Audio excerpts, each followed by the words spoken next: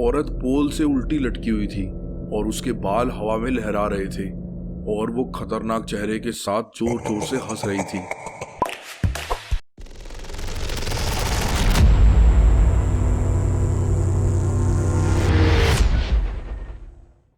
तो दोस्तों, अगर आप भी हमारे चैनल पर पहली बार आए हैं तो हमारे चैनल को सब्सक्राइब कीजिए, क्योंकि मैं हिंदी में आपके लिए मजेदार गोस्ट स्टोरीज लाता रहता हूँ, जिसे सुन के आपको बहुत मजा आएगा और आप मेरी आवाज के फैन हो जाओगे। तो चलिए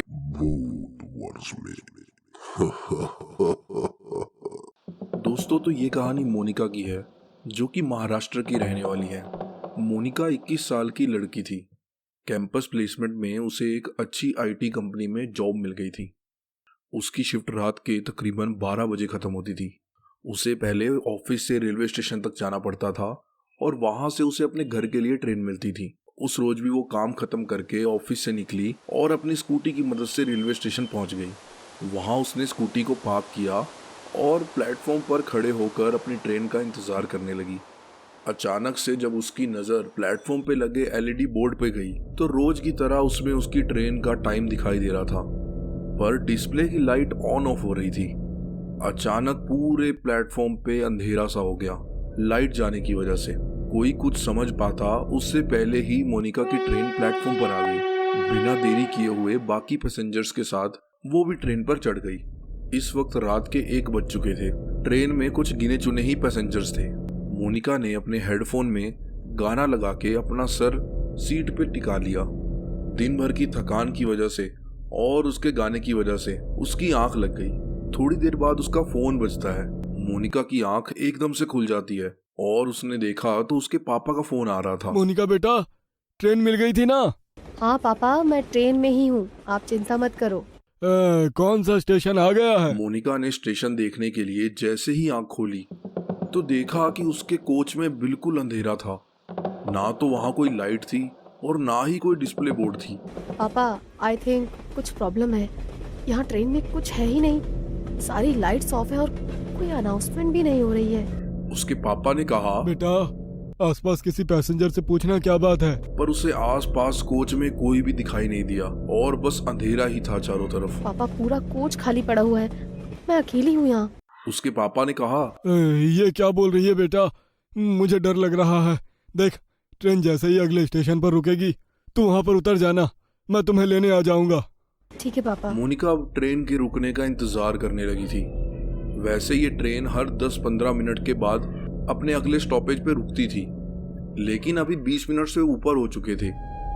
ट्रेन रुकने का नाम ही नहीं ले रही थी और आगे बढ़े जा रही थी। मोनिका को घबराहट हो रही थी और उसको ये भी तो नहीं पता था कि वो कहाँ पे है। उसने ड्राइवर के कैबिन में जाने का सोचा कि शायद वो कुछ हेल्प कर सके। मोनिका अपने मोबाइल की फ्लैश लाइट ऑन करती है और चलते चलते इंजन रूम तक पहुंच जाती है।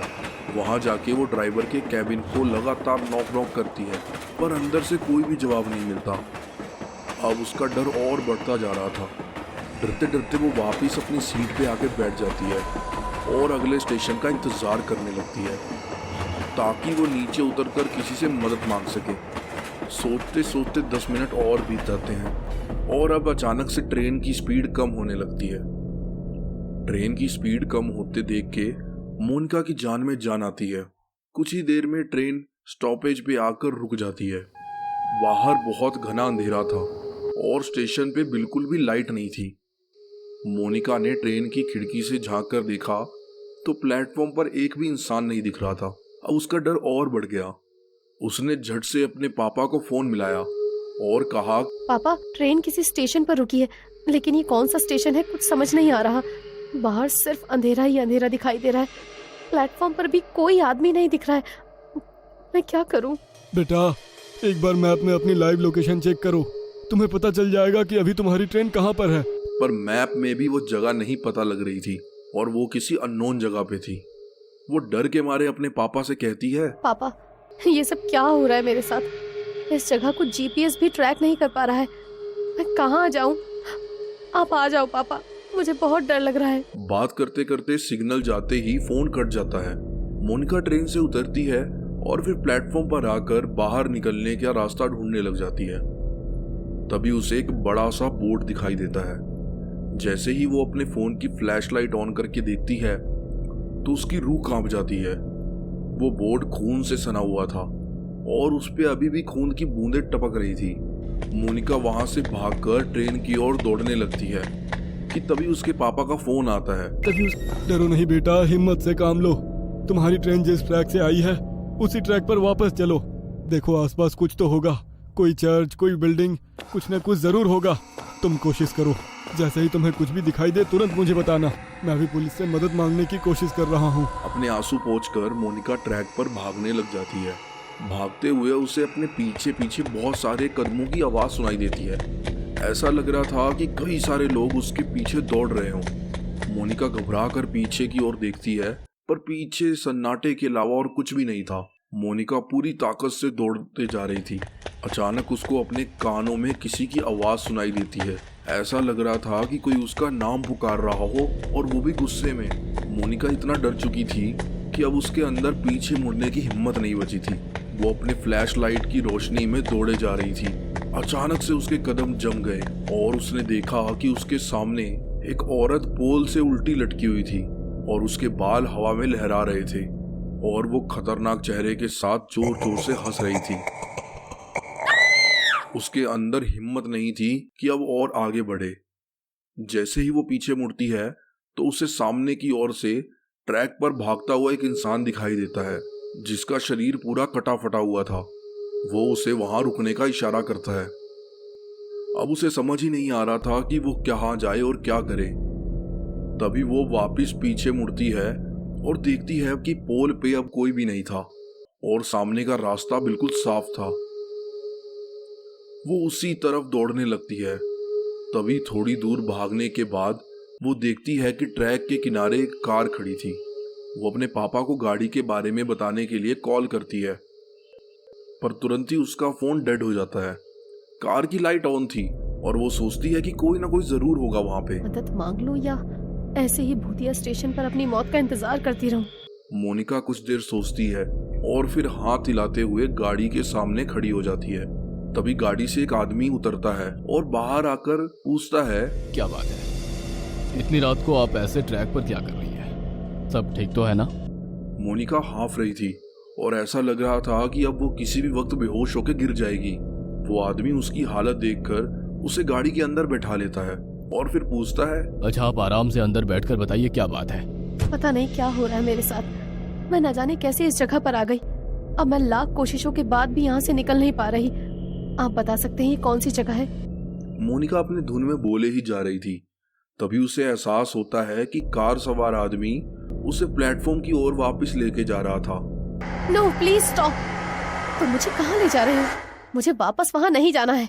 मोनिका की इतना कहते ही वो आदमी हंसते हुए पीछे देखता है और अगले ही पल उस आदमी का चेहरा भयानक रूप में बदल जाता है और वो उसी आदमी की शक्ल ले लेता है जो ट्रैक पर मोनिका के पीछे भागे जा रहा था। मोनिका के मुंह से जोरदार चीख निकलती है और वो कार से उतर के फिर से प्लेटफॉर्म की ओर दौड़ने लगती है। उसके पीछे उस आदमी के कदमों की आवाज साफ सुनाई दे रही थी। दौड़ते दौड़ते वो ट्रेन के पास पहुंच जाती है और ट्रेन में घुस के एक सीट के नीचे बैठ के छुप जाती है। मोनिका का पूरा शरीर पसीने से लथपथ हो चुका था। वो कांप रही थी और कांपते कांपते वो बेहोश हो जाती है। कुछ देर बाद वो ट्रेन वहां से चल पड़ती है। अगले ही पल मोनिका को जब होश आता है तो वो खुद को स्टेशन के इमरजेंसी रूम में पाती है। सामने डॉक्टर उससे बोलती है, अब आप कैसा फील कर रही हैं मैम? आप अपनी सीट पर बेहोश हो गई थी। ट्रेन के स्टाफ मेंबर आपको यहाँ लेकर आ गए। आप अपने घर पर किसी को इन्फॉर्म कर दीजिए। मोनिका हैरान होकर चारों तरफ देख रही थी। उसको यकीन नहीं हो रहा था कि वो उस भूतिया जगह से बाहर निकल चुकी है। मोनिका कहती है, प्लीज मेरे पापा को बुलवा दीजिए। मैम आपके फोन की बैटरी लो हो गई थी, मैंने चार्ज कर दिया है, ये लीजिए। मोनिका तुरंत अपने पापा को फोन करती है। हेलो, कहाँ थी तू बेटा? मैं कितना परेशान था। 3 घंटे हो गए, अभी तक घर नहीं लौटी। पापा आप तो जानते हैं ना, मैंने आपको फोन किया तो था। बेटा क्या बोल रही है? तू है कहाँ? मोनिका अपने पापा को लोकेशन भेजती है और फिर उसके पापा वहां आकर उसे ले जाते हैं। रास्ते में जाते समय मोनिका अपने फोन की कॉल हिस्ट्री चेक करती है। उसने पिछले 3 घंटे में लगभग 10 बार अपने पापा को कॉल किया था, लेकिन एक बार भी बात नहीं हुई थी। वो सोचती है, मैंने तो हर बार पापा से बात की थी, लेकिन फोन में तो बस डायल नंबर ही दिख रहा है। और अगर वो सब मेरा वहम था, तो फिर जब मैं बेहोश थी तो ये कॉल कब और किसने किए? मोनिका के जहन में बहुत सारे सवाल थे, पर बस शुक्र ये था कि वो जिंदा आज अपने घर वापस लौट रही थी। मोनिका ये सारे किस्से को किसी बुरे सपने की तरह भूल जाना चाहती थी। तभी उसकी नजर कार के साइड मिरर पर पड़ती है और फिर से वो देखती है कि वो कटे फटे शरीर वाला आदमी दौड़ता हुआ उसका पीछा कर रहा होता है।